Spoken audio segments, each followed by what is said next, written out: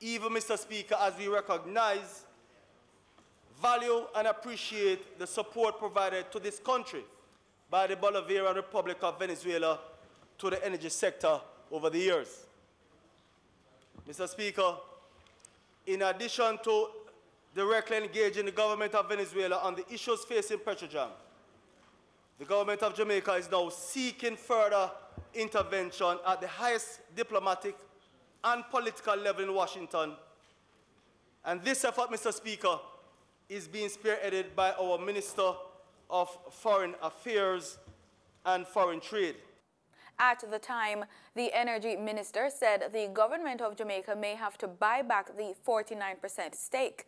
Dr. Wheatley said the government has done a valuation of the 49% stake, but he won't state the figure as the Venezuelans have not responded just yet.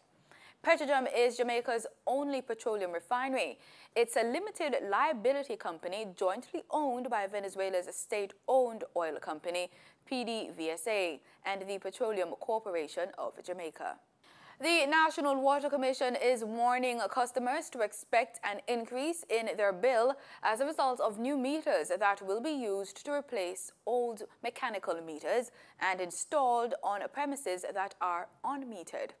The NWC President, Mark Barnett, speaking at official signing ceremony, where an agreement of procuring 450,000 state-of-the-art solid-state water meters over the next 5 years from DHL Metering of Germany was signed, asserted that the solid-state meters are among a new generation of metering instruments and technology that NWC is adopting to improve efficiency and reduce costs. According to the water company, the new meters, which are to be received in installments over the years 2018 to 2022, will be far more accurate than the older meters. National Security Minister Robert Montague will hand over 97 motor vehicles to the Jamaica Constabulary Force today at the Police Commissioner's Old Hope Road office. The motor vehicles are the remainder of the 119 vehicles which the government had been sourcing locally for the police. Montague says the ministry has already received the initial set of units and that it had to canvass all the motor vehicle suppliers across the island, which is registered with the National Contracts Commission. The government acquired the vehicles through emergency procurement after fallout in its $426.9 million deal with O'Brien's International Car Sales to supply the police with 200 used vehicles. O'Brien's was paid half of the contract amount and should have delivered the vehicles by June of this year, but so far only 30 units have been handed over. Prime Minister Andrew Holness says the government intends to honor Ian Boyne, who died Monday morning at hospital. Speaking on RJR's hotline, Holness said he was devastated and saddened by the death of the veteran journalist. Holness said Boyne had made a tremendous contribution to national development. He lauded him for his professionalism, integrity, and selflessness, and said Jamaica owes a debt of gratitude to the veteran journalist. In 2009, the government of Jamaica recognized Boyne's outstanding contribution to journalism with the Commander of the Order of Distinction. In the meantime, opposition leader Dr. Peter Phillips says Ian Boyne has enriched Jamaican journalism and maintained the highest traditions of the profession. Dancehall artist Ninjaman was sentenced for 25 years to life in prison yesterday for the murder of Ricardo Ricky Trooper Johnson in 2009. Ninjaman, whose real name is Desmond Ballantyne, was told by Judge Martin Gale yesterday that his prominence and success do not put him above the law. The entertainer, who was convicted last month for the murder and shooting with intent, will have to serve 25 years before he's eligible for parole. Meanwhile, his co-accused son Janeel and Dennis Clayton were also sentenced to life and will have to serve 15 years before they are eligible for parole.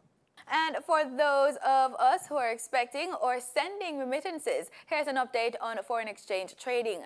The U.S. dollar on Monday, December 18, ended trading at Jamaican $125.48, down by a cent, according to the Bank of Jamaica's daily foreign exchange trading summary. Meanwhile, the Canadian dollar ended trading at $97.53 Jamaican, up from $97.02, with the British pound sterling ended trading at $166.83, down from Jamaican $167.01. In regional news, a Canadian-based firm plans to build hundreds of housing units in hurricane-battered Dominica next year. The government says the budget fits in line with plans to rebuild with more climate resilience in mind.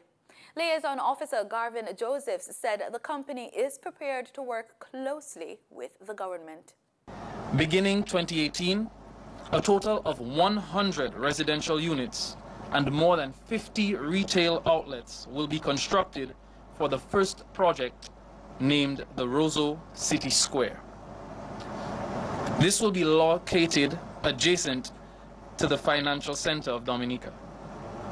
The second project will rise in the Picard area of the Commonwealth of Dominica, called Phoenix City, a fully integrated community with modern, sustainable infrastructure and underground utilities, aptly named after the legendary bird, which resembles Dominica's rebirth. Phoenix City will consist of nearly 300 residential units with sizable commercial plazas that could serve both the private sector through retail spaces and the government entities through available spacious offices.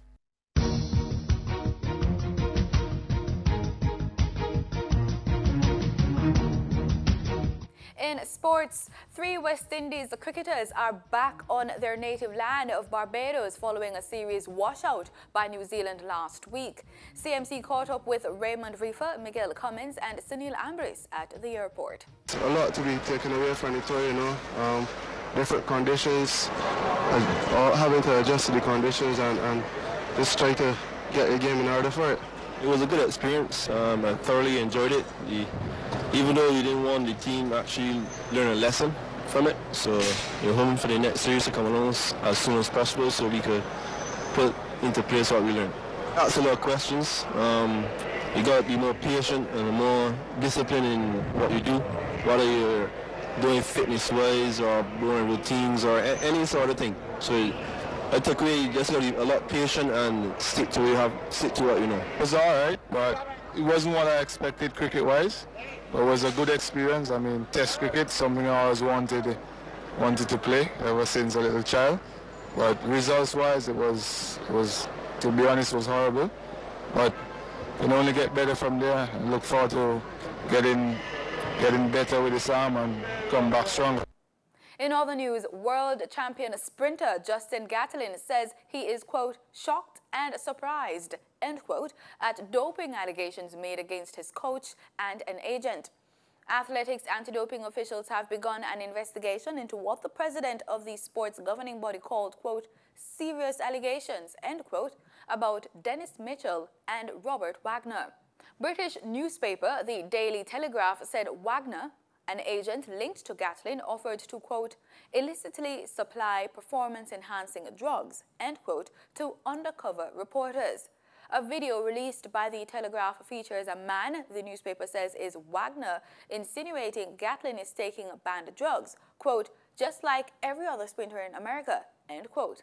The paper also said Gatlin's coach, former Olympic gold medalist Mitchell, told reporters that athletes are able to get away with doping because the drugs they use cannot be detected by tests. Both deny the allegations. And that's the news. Thanks so much for making it PBCJ. Remember, we are the People's Station.